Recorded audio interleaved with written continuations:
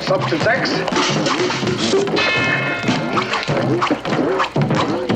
We've got the Flubber.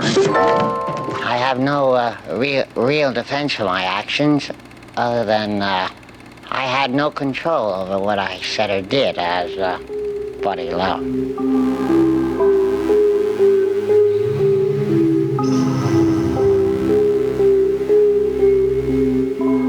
Hello, listeners, and welcome to Journey Through Sci-Fi, where we journey through the many subgenres of science fiction on screen. I am one of your hosts, Matt. And I'm your other host, James. And in this series, we're exploring the sci-fi subgenre of mad science. And in today's episode, we'll be looking at The Absent-Minded Professor from 1961 and The Nutty Professor from 1963. Yeah, last time on the show, we had Mike Munzer from The Evolution of Horror. We were talking Eyes Without a Face and The Skin I Live In, and it is a handbrake turn in a different direction from the tone of those movies. We're into the swinging 60s and some light-hearted kind of family comedy movies from the early 1960s. Yeah, the beauty of sci-fi is that it is all-encompassing over so many different tones and genres, hence why we can go from doing a really scary horror sci-fi episode to this, which is family-friendly comedy, and it's a bit bonkers, the stuff that happens in these two films, but we'll get into that. Firstly, let's talk about the 60s and sci-fi. So the 60s, where everybody knows what the 60s was like because it was bright and colourful and free love and all that kind of stuff. It was 10 years of Woodstock, as I've been given to understand from TV and film. Yeah, psychedelic, all of that kind of stuff happening in the 60s. But what do you think about 60s sci-fi? Because the 50s is kind of the real period when sci-fi really started going in on screen in films and things like that. You had all of the fear of the Cold War, of the other. You had all these alien invasion films being made. And then the 60s, the kind of zeitgeist has changed a little bit.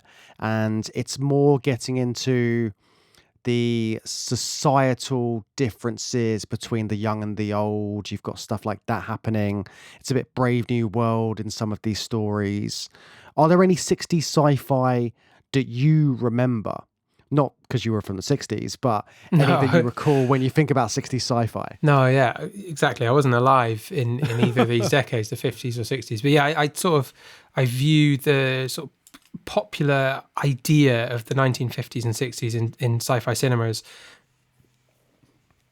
as the 50s being like the decade of science fiction, and then the 60s, I don't know, feels more like the decade of fictionalized science. You know, this is where the space race is accelerating like never before, and it's the absolute peak of the space race. It's landing on the moon in this decade, and kind of culminating the decade in cinema with like 2001 towards the end of the decade, this iconic sci-fi movie that's, you know, more than just a movie. It's changing the whole industry and the way films are made. It's absolutely, you know, perfect sci-fi. And these films may be a million miles away from 2001 that we're going to talk about today, but there is something about fictionalized science on screen in these two films that is, you know, a world away from the aliens and flying saucers that I associate with the 1950s cinema more. Yeah, because even if you go back to stuff like The Time Machine, which was one of the first film adaptations to come out in the 60s sci-fi wise, and one of the biggest ones, that is this kind of mad science which we're talking about. You've got an inventor making a crazy machine. His friends don't believe him. He ends up in the future. All of this kind of stuff is happening in science fiction at the time. And it is, like you say, that the advancement of technology, the space race, all of that kind of stuff is coming into cinema in these films and in sci-fi in general, whether that's through books or TV, all of the above. And you've also got this interesting thing happening afterwards, like with Kubrick, where you've got a lot of new directors who are influenced by European cinema and European art cinema, which starts happening later in the 60s. But we're in the early 60s with this episode. It's not too artsy. It's very grounded. It's about this grassroots science that's happening in these two films. Yes, so shall we get started with the first of the pair, the Disney family comedy movie from 1961, The Absent-Minded Professor? Sounds good. Eureka! It works. Let's see. Flying rubber. Flying rubber. Flubber. So this is directed by Robert Stevenson for Disney, the director of Mary Poppins and Bedknobs and Broomsticks. Mary Poppins, the film that's been haunting me across podcast Sci-Fi episodes film. recently. Yeah, and I don't know if I even want to add this to the conversation, James, but I'll throw it in. I have also never seen Bedknobs and Broomsticks, so I am very unfamiliar with Robert Stevenson's filmography, I'm afraid. And he's obviously a revered sci-fi director with those two sci-fi classics under his belt. You've got some gaps in your knowledge there, Matt. Yeah. But I mean, sci-fi is your wheelhouse. Those two films are a bit on the periphery of sci-fi. Yeah. But yeah, I would still recommend them. And even watching Bedknobs and Broomsticks with the old London accents, and it's a line in that which I always remember, where the little kid gets one of these bed knobs and he goes, "What's that got to do with my knob?" Now, I know that line extremely well because you say that all the time and I just associate that with you. So yeah, I know that bit, Bedknobs and Broomsticks, but I'm afraid I haven't seen the film. So it's the director of those amazing Disney films, very quaint London films, and you've got Robert Stevenson directing this one. It's based on a book called A Situation of Gravity, which was a story by Samuel W. Taylor, and it's been turned into this family comedy film for Disney. And there's lots of hijinks, and you've got a very endearing, lovable main character in the form of Professor Brainard, and he's more sort of like he's like some of these scientists we've looked at so far. He's on the eccentric side, obviously. He's a mad scientist, but he's got like a good heart. And I think it's a good juxtaposition between the sort of maniacal scientist that we've seen in previous films, like across the decades, which we've looked at so far. In this, you've got a mad scientist who is just considered mad because of his eccentricities. Yeah, I mean, even the title of the film is like its own separate and distinct trope from a mad scientist, isn't it? But I actually think they are two ends of the same spectrum, or 2 points on the same spectrum. But the interesting thing is that the absent-minded professor trope, which is related to the mad scientist, I think there's no malice in the absent-minded professor. They are always benign, whereas we have seen a whole range of mad scientists who may be benign or extremely malevolent, or accidentally cruel or evil through their actions. Whereas I think an absent-minded professor is mostly benign. That being said, Brainard, the titular absent-minded professor, does hurt people close to him, but it's played for laughs and it's a family movie. But we are introduced to him as a man who is forgetting his wedding for the third consecutive time and stands up his fiancée for the third time, because that's just how absent-minded he is. And as a married man and committed wife guy, James, I was deeply offended by that opening scene. He just had to get his science done. He was busy tinkering in his shed. I'm sure you were tinkering in your shed the day before your I wasn't doing any wedding. tinkering the day before my wedding, James. I resent the accusation. He was locked in. He had all the post-it notes out. He knew where he was going. He was ready for it. I watched But The yeah, Matrix, James, the night before my wedding. See, that is classic you, Matt. Classic. But Professor Brainard wasn't watching The Matrix. He was in his shed blowing stuff up. There are lots of explosions that happen in the first intro sequence of this film. Every time he's doing some sort of science, there's an explosion.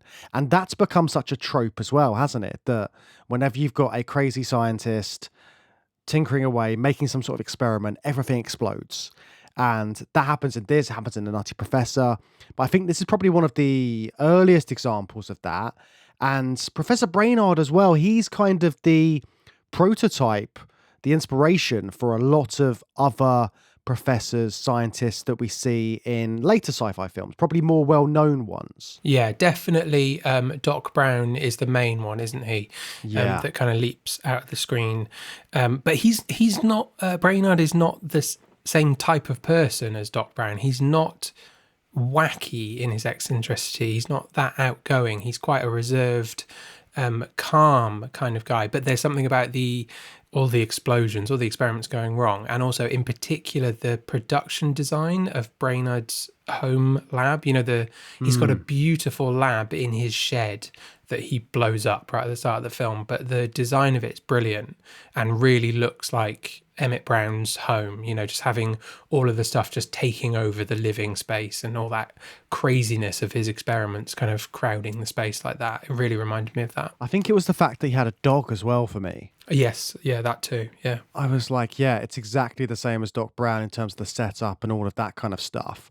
But going back to the experiments that he's doing as well, we said about the 60s and this sort of shift towards innovation and science being looked at in a different way.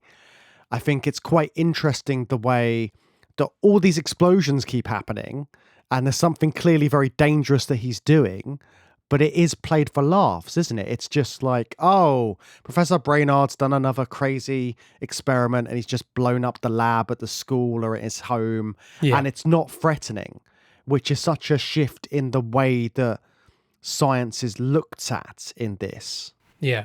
And kind of an irresponsible message, right? Like just going into a lab and pouring all these chemicals into each other, not expecting them to explode maybe, but being confident it's just going to be a big puff of harmless smoke that might leave your face kind of charred, but essentially harmless. Yeah, explosions are fun. Yeah, and I think it's that kind of, because you remember when you started getting introduced to science as a kid, I feel like it was always that idea of this kind of absent-minded professor, the guy who's in his lab coat, and there's like you said, a puff of smoke, his hair goes up, there's like soot on his face. It's that kind of comic explosion. And I think that this is sort of like the early start of that, I would assume. Obviously, it must have been there before, but this idea of a scientist being a bit wacky. Well, yeah, this is a real guy. This is inspired by a real scientist called Hubert Allier, or Allier. I'm not quite sure how to pronounce it. But he was a chemistry professor who worked at Princeton and various other places, I think, and did demonstrations like this, just blowing stuff up, and got himself the nickname Dr. Boom. And I think Walt Disney was in the audience for one of these demonstrations and brought him in and was like, come and meet my actor, Fred McMurray. And then he kind of like took on some elements for his performance for this movie. But yeah, he's a real life guy, but it's obviously lent so much to popular culture and this idea. And you can just imagine that cartoony image of a mad scientist with, puffed up hair from an explosion and all that. Like, it all stems from him, I think. Yeah, it's so interesting that it was a real guy that they based it on. So I would assume that Fred McMurray probably got some of his mannerisms from this original professor and stuff like that. It's an interesting part of the whole story of this film, isn't it? The fact he had someone to base it on. Yeah, and I mean, we must be going on for about 100 years since Dr. Boom was doing his experiments, I think, because, he was born in like the early 1900s. So, yeah, it's been about 100 years, but it's got such this enduring impact. But I think it also just speaks to something quite universal about the appeal of science and chemistry, because it's not just that image of that one particular person, Dr. Boom. Like, when you started secondary school in year 7 and you went into a science lab that was very different from a classroom you would have been in primary school, did you get like the Bunsen burners out and you got some bits and bobs to throw in them, or some beakers that you could fill up and see the changing in colours, or create a big puff of like very small explosion over the Bunsen burner? We did all of that, and it was amazing, and it works brilliantly on an 11-year-old mind, because you're just like, that's cool, like, make an explosion, like, everybody loves it, right? But I was also terrified that I would make an explosion, or I would get some sort of corrosive acid on myself. Well, you should have watched The Absent-Minded Professor, and then you just know it's all just in good fun and harmless. I should have done.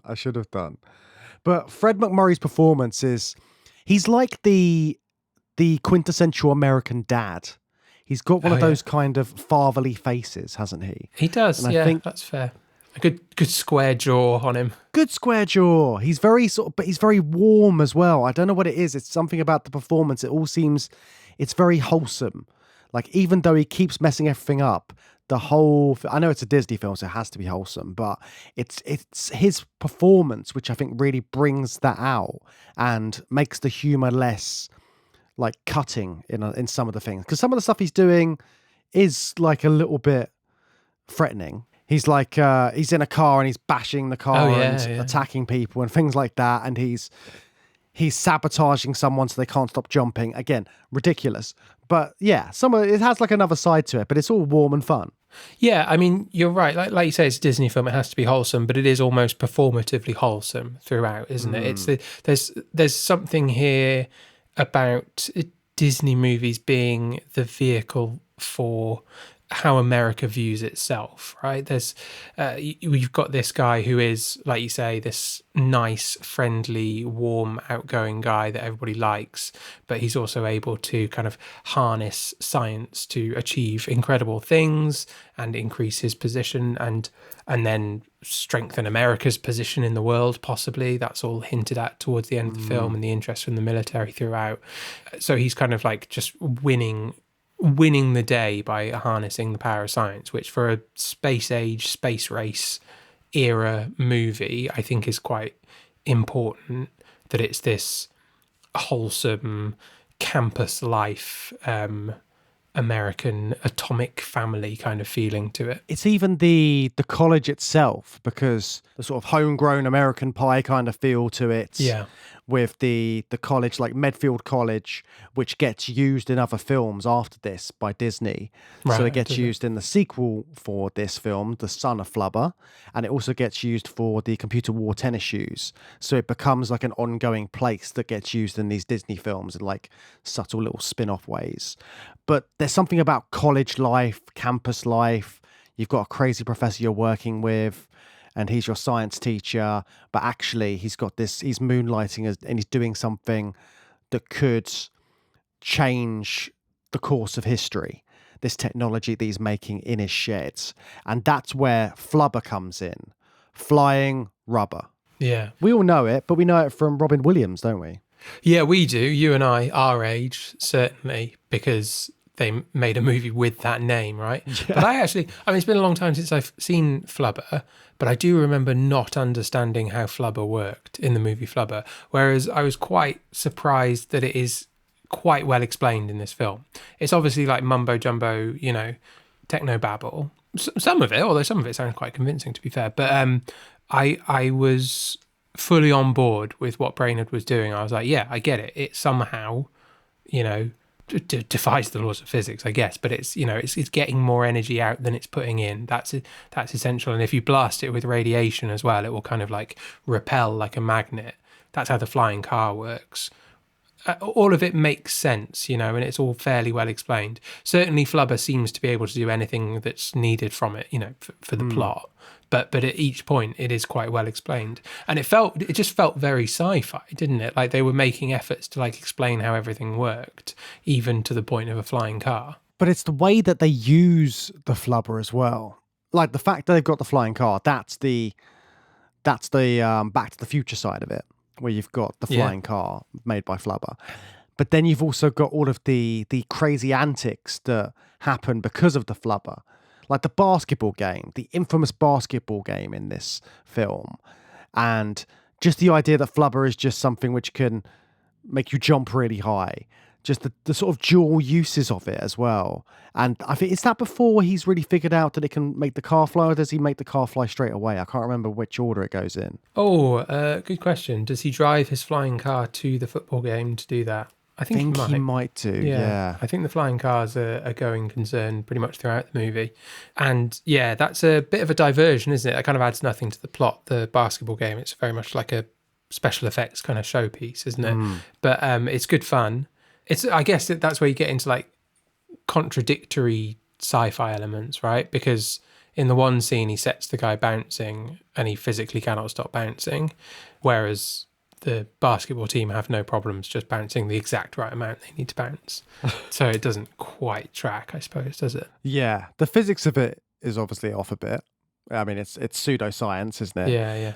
But it's also the fact that nobody really clocks it in the audience. Nobody's like, these kids are jumping higher than is humanly possible. Nobody says anything like that. Well, I think Mr. Hawk does, doesn't he? He's like, what the hell's going on here? Come on, there's shenanigans here. It's a bit of it's an Airbud situation, right? I think the ref's just like, there's no rule against jumping too high. Also, doesn't one of the announcers or the referee have a gun? He just like blasts a gun halfway through. Yeah. I was really shocked by that. I was like, oh, okay, that's how they used to do it back in the day. This is a very American movie, James. Wholesome and guns. Back to the flubber of it all, though. I was very interested that Brainerd also, this sense of America's idea of itself, he's quite sure of its importance. He may be absent-minded, but as soon as he develops it, he is immediately thinking about the applications. And he is absent-minded, so he struggles a little bit, but he's like, this is going to change the world. I need to get the military in touch, all of that. He's got all these ideas for it.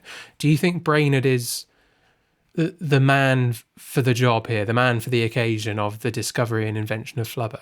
I think he's probably realistically the kind of person that would come up with something like this. Yeah, that's a good point. But he's not got the sense to figure out where its best use could be. Because then you've got this really interesting part of the film where it's almost like a buyer's war for the flubber and the invention. Yeah. So, like you say, he goes to the military first, and they're all like, "Oh no, I don't believe you." Blah blah. He keeps getting palmed off to different departments. Like they send, and so he mentions like farming, send him to agriculture, just going round in circles until he gets to someone from the military, and then they try and fob him off. But all of these generals from the different departments, like land, air, and sea, they all hear him. And then they make their way to his town to try and find Brainerd to find out what this discovery is. So it's this idea that it would go to the military first, I thought was very interesting. Something like this technology would go to them first, but then you've also got the corporate element in there as well, where you've got Alonzo Hawk, who is in the background trying to get hold of this technology so that he can market it. So all of these people basically trying to take advantage of Brainerd's new discovery and make the most of it, because Brainerd's just turning his old car into a flying car, and he's quite happy doing that, but he just doesn't know what to do with this technology, does he? Kind of. Yeah, you're right. Look, I don't know. He's not thinking in the same terms as like Alonzo Hawk, who wants to think about, like, I think he talks about, does he talk about patenting it and stuff like that? He's talking about how to monetize it, the quickest route to monetize it. And the military obviously want to lock down the military applications of it. But I wouldn't say he doesn't know what to do with it, because he develops a flying car very quickly, and then he drives around in a flying car. Like that's an incredible achievement. I think like he's got these ideas. He just isn't interested in how to immediately package that up and make money off it. But he realizes that, a flying car is a big deal, and he does it. It's just his first thought is to sort of drive around with his dog and be a bit of a scamp and stuff, rather than like get the production line going. I like that though. It's just I've made this really cool thing. I'm just going to sort of keep it to myself for a bit until I figure out what to do with it. And it's a kid's movie as well, isn't it? So there's that wish fulfillment of like, wouldn't it be cool to have a flying car? What would you do if you had a flying car? Drive around in the sky. Yeah, but he's aware of how great the discovery is. And that's why he wants to tell Betsy about it as soon as he finds out, like, this is what he can do. And also, it's kind of his excuse, isn't it? It's, I'm so sorry I missed our wedding 3 times, but I've actually made this amazing thing. I can make cars fly. So Isn't that great? Doesn't that excuse all of my, like, absent-minded behavior previously? It is actually an incredible excuse to miss your own wedding.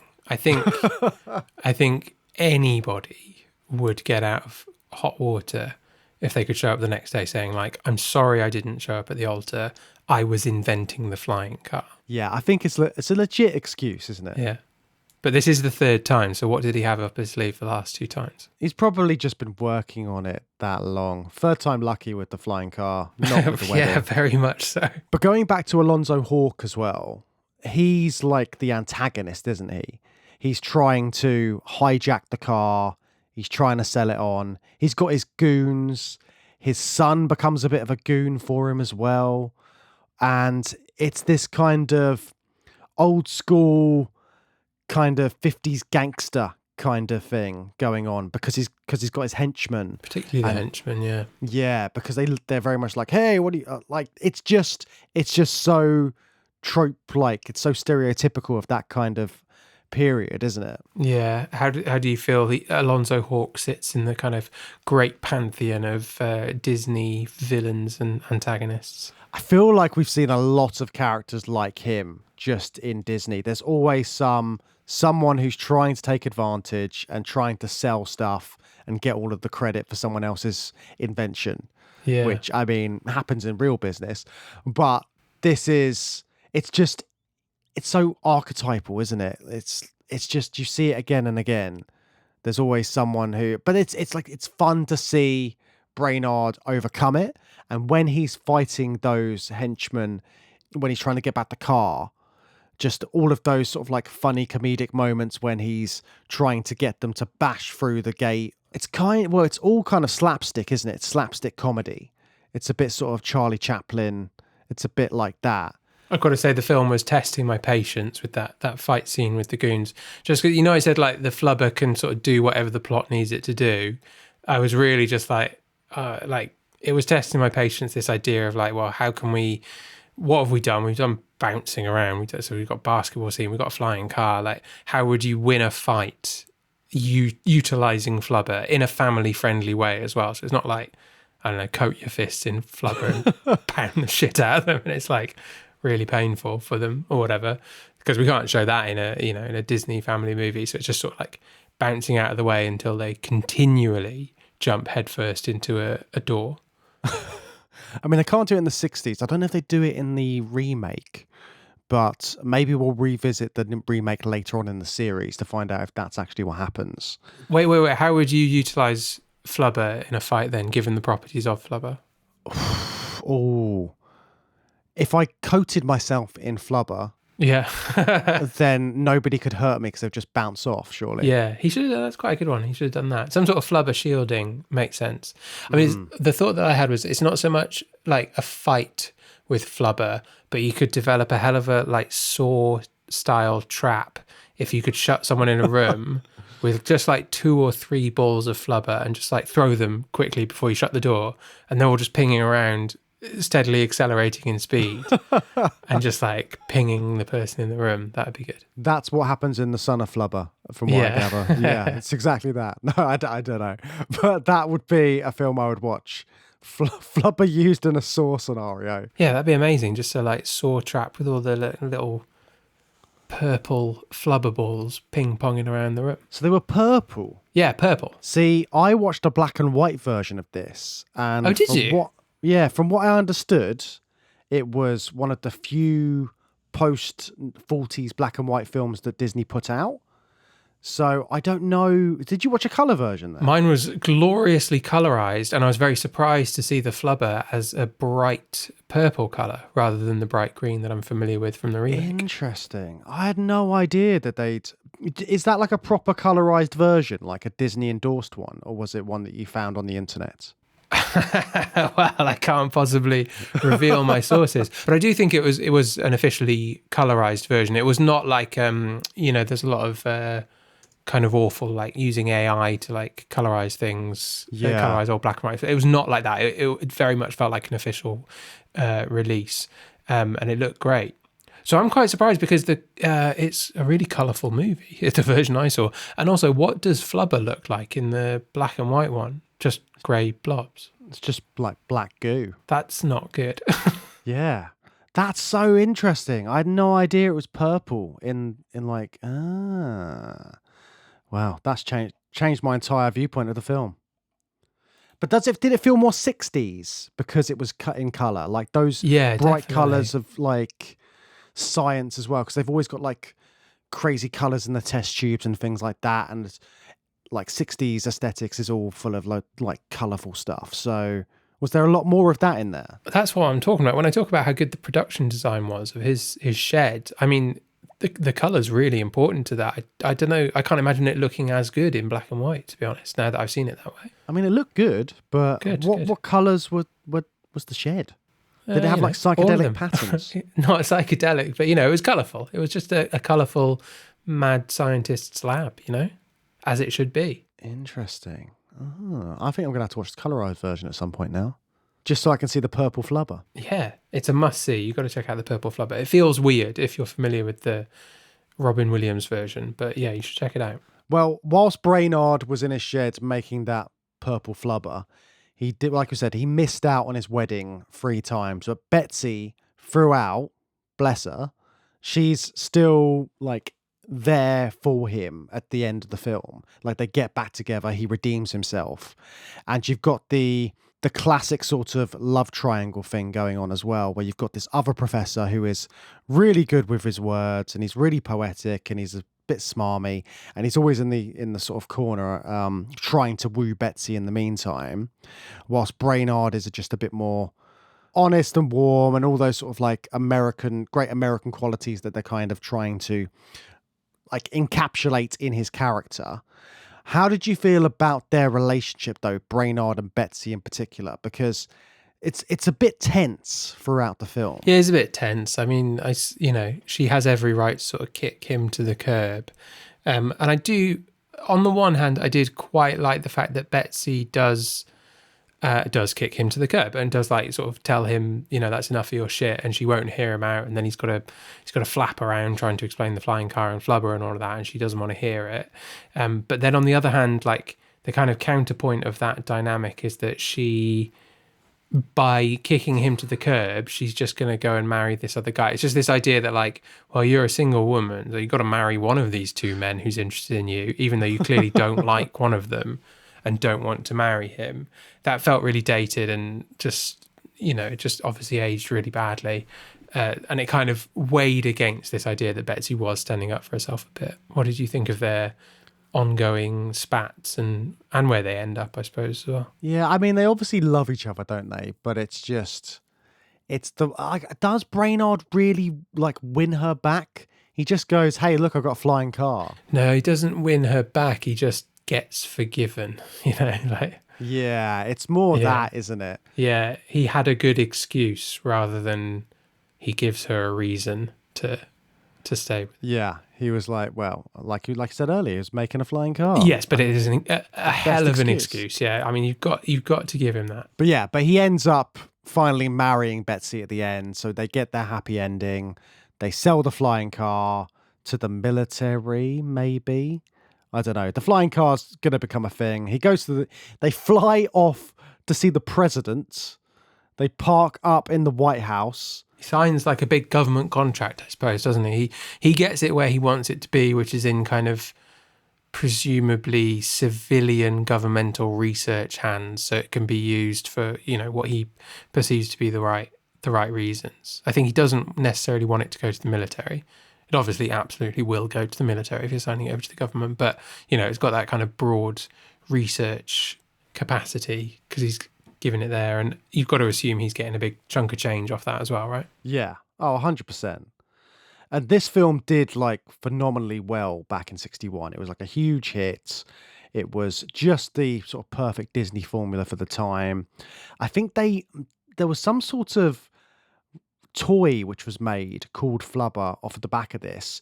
I don't know exactly what it was, but it ended up in some sort of lawsuit. I don't know if it was official Disney merchandise, but someone was making Flubber and it was too sticky and stained furniture.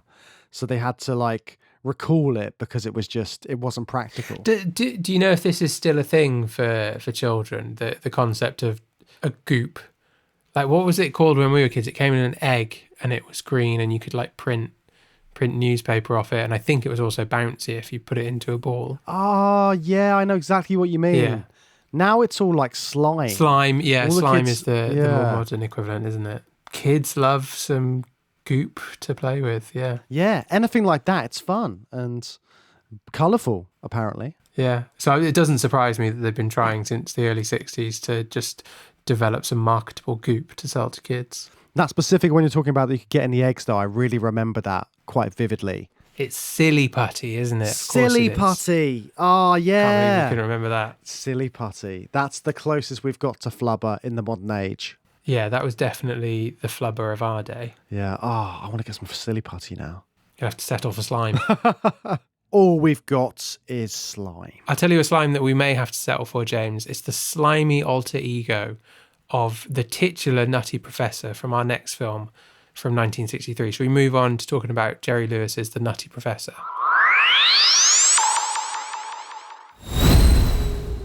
Hi listeners, hope you're enjoying the show. If you want to support us and get access to hundreds of hours of bonus episodes, you can sign up to our Patreon. We've got discussions on all the latest sci-fi films in cinemas, the Bad Movie Bunker, and Patrons' Picks, as well as mini-series covering your favourite franchises. Patrons get to have their say on what we cover, both over on Patreon and right here on the main show too. So if you want to join, head over to patreon.com/Journey Through Sci-Fi. Now, back to the episode. 7 weeks and 13 experiments have gone by with little or no strides made. But today I'm certain my formula will work. So certain that I plan trying it on myself tonight. Matt, do you know how they marketed this particular film when it went out? No, I don't know much about this film, apart from having seen it. Well, there you go. So you know a fair bit. But the film was, obviously it was a parody. It's a parody of Dr. Jekyll and Mr. Hyde, which you find out. But cinema goers didn't know what this film was about when it came out and was released in cinemas for the first time. So what Jerry Lewis did, so Jerry Lewis who directed, starred and produced this entire film, he did a parody of what Alfred Hitchcock did with Psycho and his movie posters. And in those, it said very plainly on the Psycho poster, please don't reveal the ending and spoil it for other people, basically. And in this, the marketing posters all said, please do not reveal the middle of this film. Okay. So you just That's a good gag. you just had a picture of like Jerry Lewis as the Nutty Professor, and then there was some sort of experiment at the bottom, so you didn't know what was going to happen. Oh yeah, I have seen. Yes, I've seen the poster. It's on the Wikipedia article, isn't it? And I did see that, and I wondered why there was no Buddy Love, because it feels so essential to it. Yeah. And I suppose that's, you said, what do you know about it? And I suppose I have seen it, but also I did kind of know everything about the movie before seeing it, because I've seen the remake with Eddie Murphy from the 90s. And of course, Professor Frink, they've done this whole plot on The Simpsons, Professor Frink turns into a Buddy Love alter ego. And it's just such a trope. It's, more trope than film now, isn't it? That it all felt just incredibly familiar, even though I had never actually seen this movie before putting it on for the podcast. And even Professor Frink's voice, it sounds like Professor Kelp. So you're kind of Hank Azaria doing a Jerry Lewis impression. Exactly, because you're so indoctrinated into this storyline because of The Simpsons, because of all of the parodies that have happened off the back of this, which was a parody in itself. And it's a parody in itself, yeah, exactly. So there's that as well. So I already know what happens in The Nutty Professor. We've just been talking about Jekyll and Hyde, a few episodes ago, and we've watched a few versions of that and, looked at the story. So yeah, this film it doesn't feel quite the same as watching a film, does it? You look at a film like this in a different way when you're so incredibly familiar. Had you actually seen this movie before watching it for the podcast? I'd not seen this version, the Jerry Lewis one, no. So I was really interested to see how it differed from the Nutty Professor of the 90s, and also just to see what they did with the transformation. I think a lot of the start of this film, I didn't realise sort of how almost like sketch comedy it would be. Right, yeah. Because a lot of it is sort of little set pieces. So Professor Kelp goes to the gym and there's lots of fun antics happening there, some of which result in him having really long arms because he stretched his arms out on one of the machines. Yeah. And that's when it became kind of like fantasy-esque, didn't it? Because you've got moments like that coming out of nowhere, and they kind of bend the reality of the film a bit, because the rest is set in kind of like as real as you get sort of film wise. But then you've got moments like that where his arms are completely stretched and they're just doing it for a gag, but they don't really reference it. It's not like it's it makes it a bit more. You have to suspend your disbelief with this. Well, yeah, it's a pretty broad comedy, isn't it? And it goes on for quite a long time. There's a lot of the Julius Kelp parts of the film and getting used to him. I have to say, Jerry Lewis, he's an interesting sort of figure in film history and comedy history, isn't he? He's like enormously successful comedian, but also I think a bit of an auteur filmmaker. He had this kind of like double act with Dean Martin. That's how he got his start, but then he went solo. They had their breakup, and then he became this enormously successful comedian. But yeah, I think he views himself as a bit of an auteur, and I kind of just know him as a figure. I don't think I've seen any of his films. I think this is the first one I've seen, actually, and I was just quite surprised that he's not funny. Right? I don't know. What did you think of Julius Kelp as a comedy figure? He's quite a lot, isn't he? He's unbearably annoying. Yeah. I know he's kind of supposed to be, but also it becomes unbearable for me. I think for the majority of the film, you're just, like you say, you're kind of getting climatized to it. You're listening to his voice, and it's kind of a relief when he becomes Buddy Love. Yes. Because you don't have that voice anymore. But also in doing so, you get this really, like you said, slimy alter ego, this lounge singer that's popping up. And seeing those two comparisons is it's an interesting one, because the thing is, Professor Kelp isn't that likable throughout, because he's just kind of annoying. Yeah. Incredibly annoying.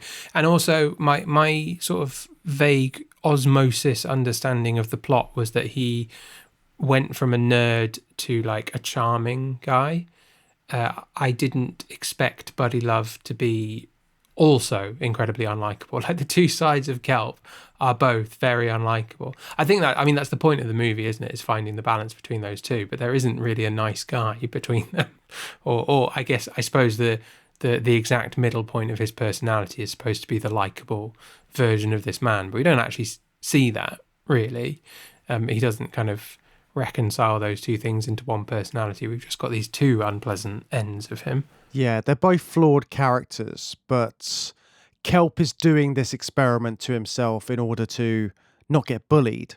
So that's where you're kind of supposed to be on his side as an audience member, because you see him getting picked on.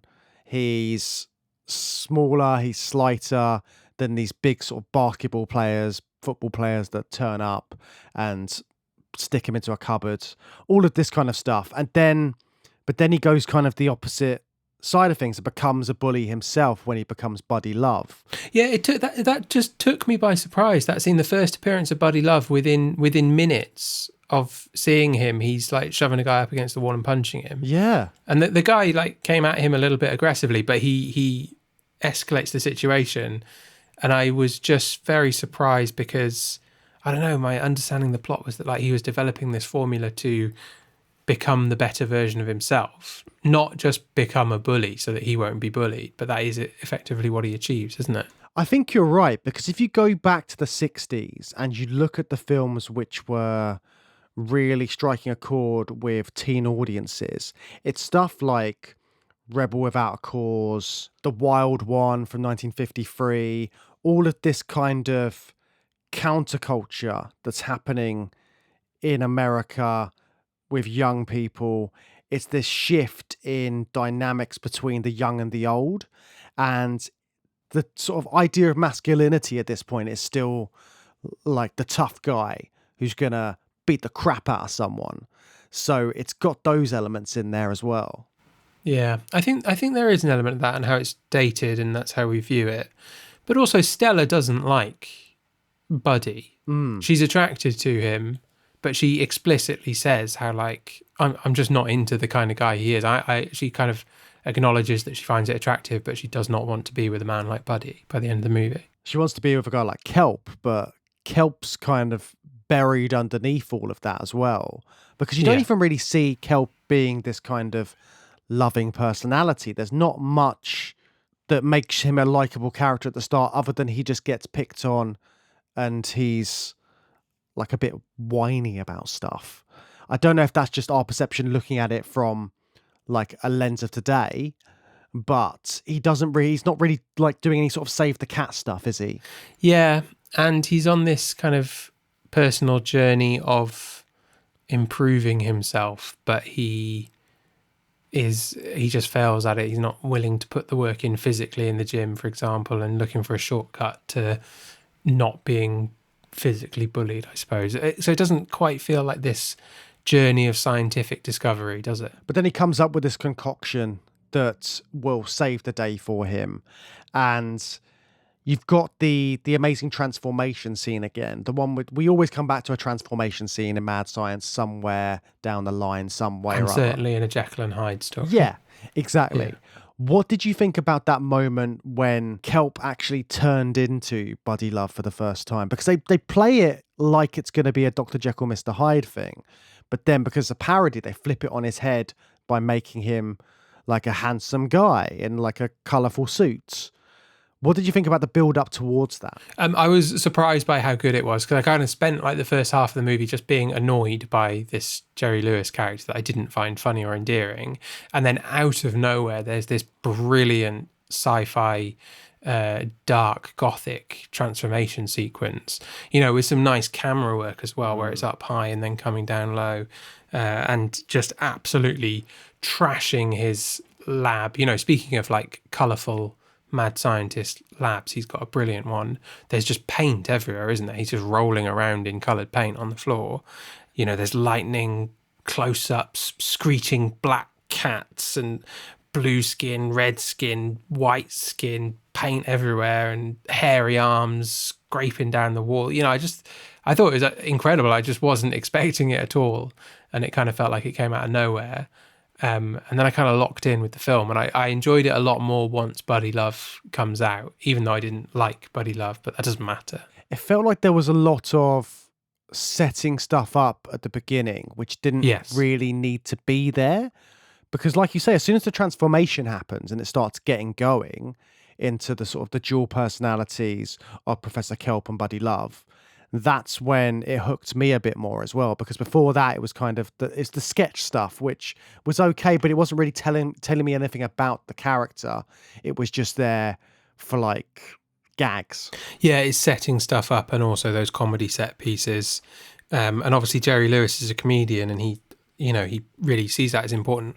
What I think is so strange about this film is that I don't think it's very funny. I don't think it's a good comedy, but it is a surprisingly good sci-fi movie. Like, it does turn into a compelling spin on Jekyll and Hyde, this tension between Buddy Love and Kelp, because I think that Kelp and Buddy Love are more the same person than Jekyll and Hyde are. It's almost like when we looked at Jekyll and Hyde, it was the subtext was that they were the same person. He was unleashing this other side of himself. That was subtext then. It's text here. It's what the film is about. He is the same guy. He shares memories between Buddy Love and Kelp. They are the same person. Buddy Love is not a different person. You see him come up with that alias on the spot out of necessity. It's he really is Kelp. We know he's Kelp.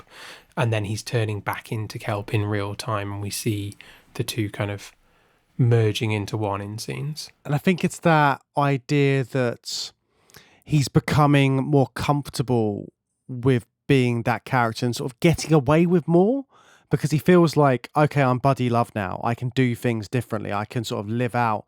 It's like this, the classic Dr. Jekyll, Mr. Hyde thing. But because he feels like he's less inhibited when he is this different persona, so he can act differently, he feels like he's not got the same restrictions that he has as Julius Kelp. He's freer in a lot of ways. So I see what you mean. It's like his real personality comes out when he's put in that position. Yeah. So what are the things that he does? What's the Hyde story here? What's he up to as Buddy Love? He becomes a successful singer. Yeah, he becomes a bit of a lounge singer, but he's basically just trying to get the girl the whole time, isn't he? Yes, he's trying to have sex with his student. I think we shouldn't ignore that is the sort of core plot. Yeah. That's the entire plot, isn't it? It's just Kelp trying to go after Stella Purdy and just oogling her throughout the film. There's one bit where he's just watching her. Yeah, he's watching her as she's about to Goes on leave. forever, doesn't And it? she just is in all these different costumes, and he's wearing all these different things. And it's just like a 5-minute non-stop scene where it's just her changing things and him going like, "Oh, she's so beautiful." Yeah, I was picturing like a cinema full of like Mad Men type guys with their suits and hats on, going like, "Oh, wow, wow, wow," like every time it cut back to it, you know. That's exactly what would have been the case. I'm sure that would have happened. Yeah. What did you think of Stella as the kind of the foil to Buddy and Julius Kelp? Well, Stella's kind of like the only person that speaks any sense, really. She's very likable. She's just there studying at school. Then she goes to this club. Then this guy hounds her. And then she kind of falls for this guy slightly, but doesn't really like him because he's a bit of a dick.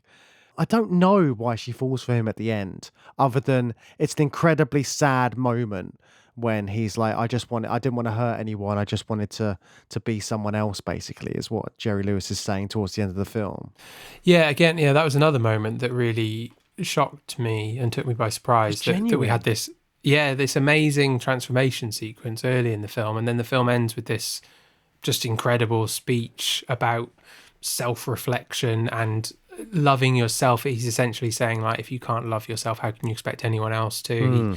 That's the sentiment he expresses, and and people are like crying in the crowd. It's really well written and performed. He drops the voice quite significantly. He's not doing a full kelp voice, because he knows how damn annoying it is, and that's not the point he's trying to communicate.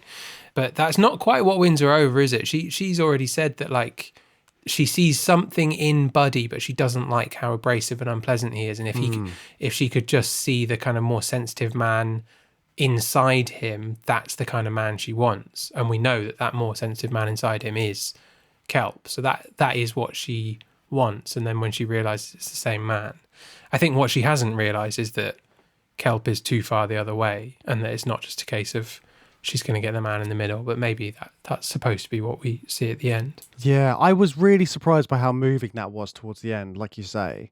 I wasn't expecting it, especially with a film which is using all of this slapstick comedy throughout again. And I don't know, it was kind of like a mix of lots of different things. They threw in really long lounge music numbers. Like it's Jerry Lewis singing quite a lot as well, more than I expected. Yeah, singing like Dean Martin for sure. Yeah, so Dean Martin again. Some people suspected that Buddy Love was like a parody of Dean Martin because of the resemblance. Like you were saying, they were a double act, all this kind of stuff. But I think it feels, I don't want to say it feels very 60s because of that, but it's all those music choices in there to make it seem like a teen movie. I think that's the real thing. It's all of that kind of, this is made for a teenage audience at the time. Yeah, I think so. I think it is more like a teen movie, but I think he's throwing in some stuff there that is a little bit beyond that. Like the speech at the end, I think is great. And some of the more sci-fi elements sit separately, I think, and are quite serious attempts to make an interesting looking sci-fi movie that he does quite well at achieving. I think that's the kind of central tension that I'm getting from this. Like, this is considered Jerry Lewis's best movie, and I haven't seen any of his others. But, and I was just struck by the fact that I just don't think it's funny, really. I did laugh at the long arms at the gym. That was probably the only moment I laughed at. But yeah, he's got quite a lot of interesting stuff going on. He's not just playing this as a comedian. He's trying to do quite a lot of different things here. Yeah, and I mean, he is doing all of the stuff, isn't he? He's directing, he's producing, he's in it. But he also invented this, I don't really know what this is, but it's called video assist system that he made for this film. Oh, a little bit of behind the scenes mad science. Yeah, that's what it feels like. He created this thing which was basically allowing directors to instantly replay footage on set. And that then became the Hollywood standard. So he was there doing that sort of tech innovation at the same time.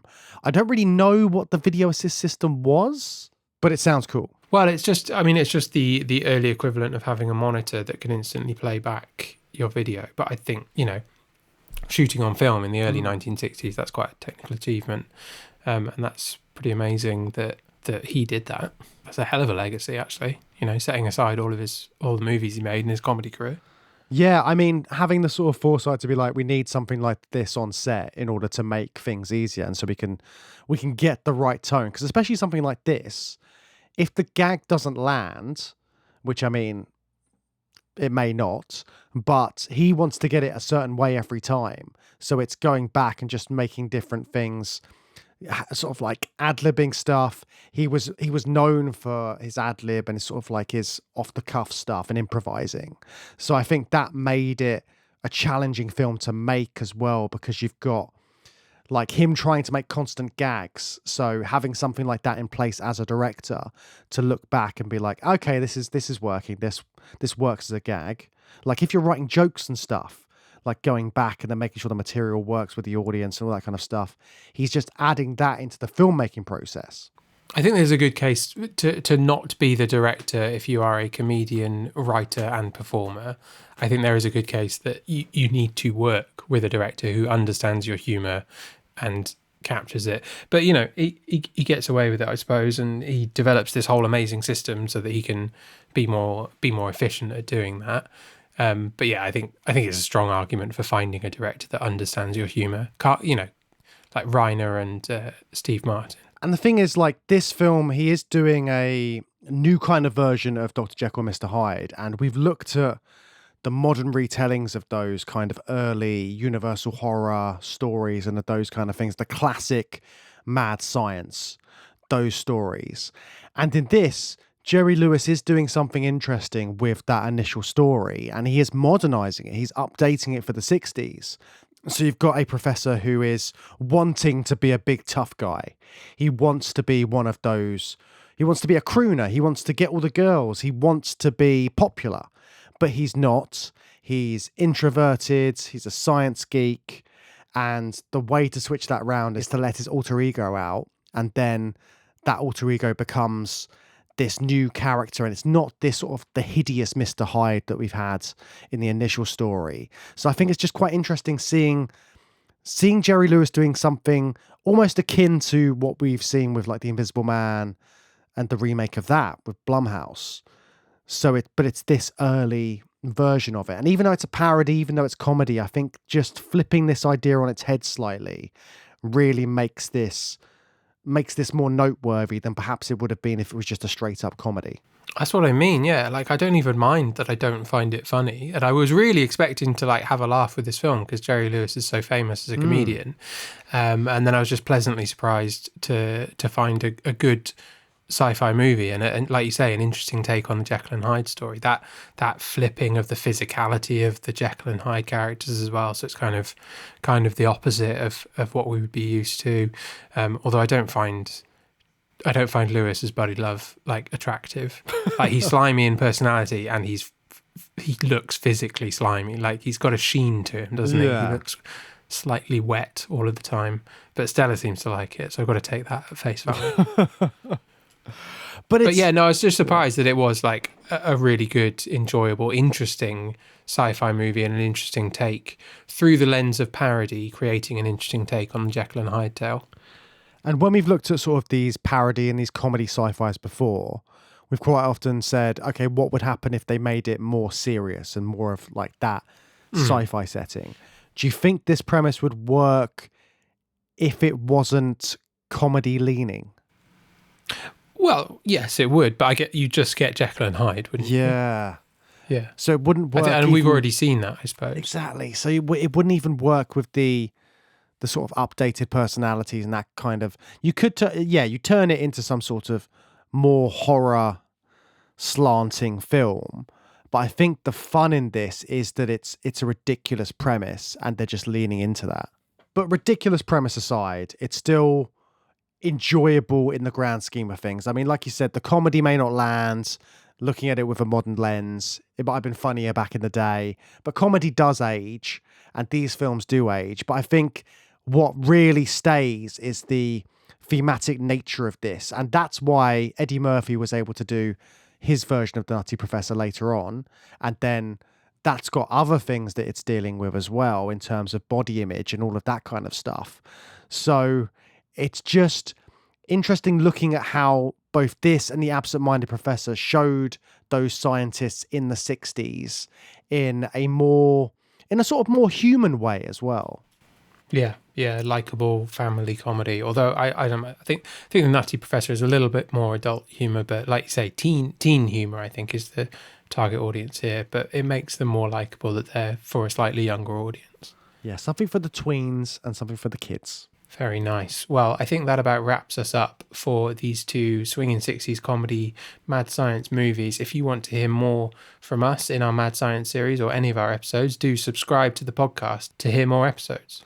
And if you want to find us online, we are all over the internet. You can come and join us on our website, which is journeythroughsci-fi.com. Or you can find us on all the different social media sites at Through Sci-Fi or at Through Sci-Fi Pod. If you want to support the show, we'd love that. You can leave us a review with a comment. Leave us a nice 5-star review. It's quick, it's easy for you, and it really helps us out because it helps new listeners discover our show.